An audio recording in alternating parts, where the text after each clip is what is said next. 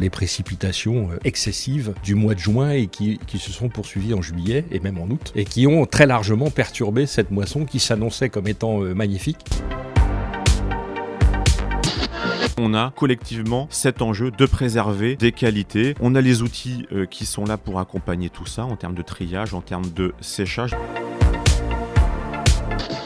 On est quand même inquiet sur ce qu'on va recevoir, étant donné qu'il nous annonce à nouveau de la pluie pour la semaine prochaine. On a préféré parler de provision. On ne connaît pas l'issue de cette commercialisation et de ce tas de blé 2021. On est en capacité demain, si jamais on a retour à meilleure fortune, de redonner à nos adhérents ce qu'on aura mis de côté.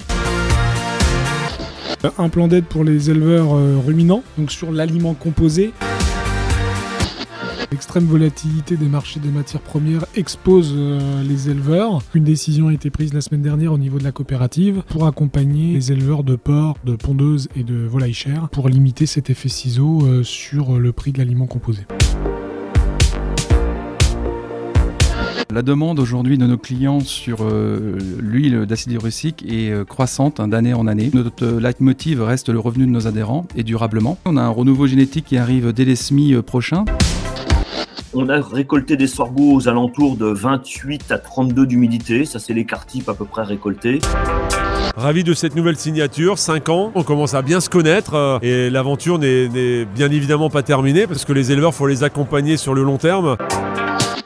On garde cette vraie valeur ajoutée pour les éleveurs et l'intérêt de la lisibilité sur l'avenir. C'est aujourd'hui ce que recherche un producteur, un agriculteur, quelle que soit sa production.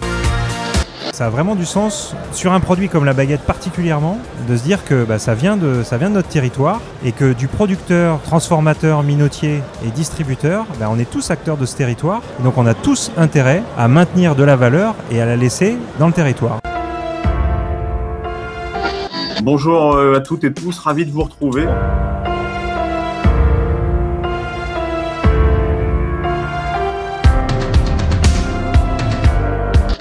Le 24 février, c'est une journée qui, sans aucun doute, aura marqué notre univers des matières premières. Ce jour-là, notre position à risque chez Natup, nous avions, avant l'ouverture du Matif, 32 millions d'euros de dépôt de garantie et appel de marge. À la fin de la journée, nous étions à 105 millions d'euros. C'est vous dire à quel point ça a été un véritable séisme. Il n'y a plus aucun bateau qui est chargé et qui part d'Ukraine. Évidemment, il y a des conséquences au niveau de l'alimentation animale et des filières de l'élevage. Et en plus, les mondes agricoles, c'est à la fois le renchérissement du coût de l'énergie et des engrais qui étaient déjà sur des niveaux très élevés.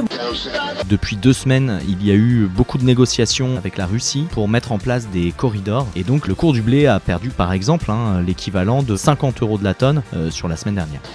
On voit revenir l'Afrique de l'Ouest ou l'Afrique subsaharienne, on les voit revenir sur notre origine, puisqu'on retrouve finalement des prix assez bas en comparaison aux autres origines.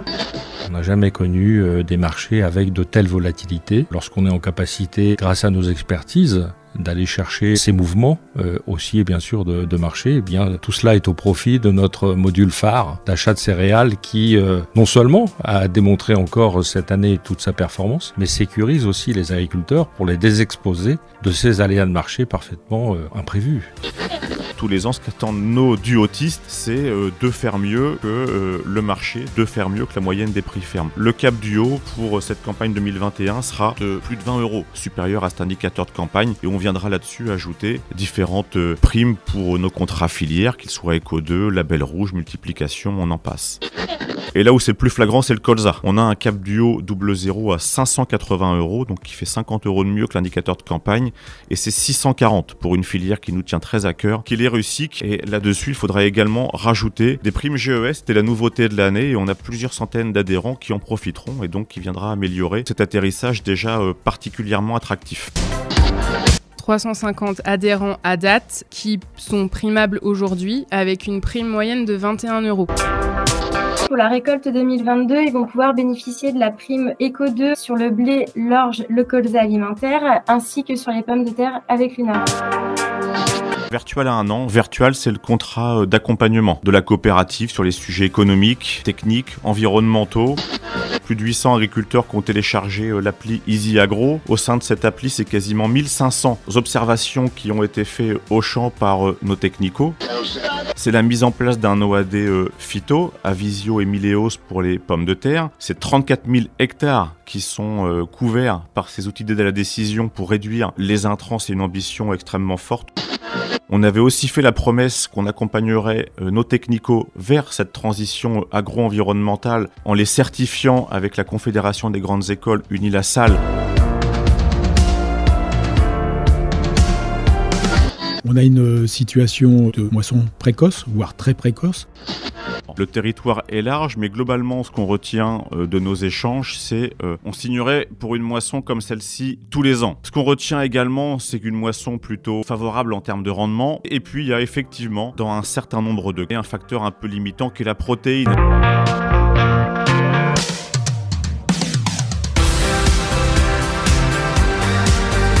Fraîchement cuit, c'est des légumes au naturel. Fraîchement cuisinés, c'est des légumes qui sont cuisinés et qui permettent d'avoir un accompagnement. On vient de lancer 3 références de fraîchement cuisinés.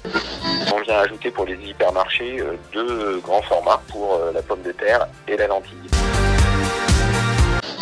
Partout où on aura des opportunités, on continuera à ouvrir des éleveurs puisqu'on a un objectif de 3 à 4 ouvertures par an. C'est l'ADN d'une coopérative, de trouver du fromage d'un de nos producteurs, une bête d'un de nos éleveurs. Très belles ouvertures, la dernière étant l'ouverture du Neubourg avec un concept qui a bien évolué, qui plaît beaucoup et de la même façon c'est tout à fait logique aussi et ça donne du sens de trouver dans nos magasins des produits de différentes filiales.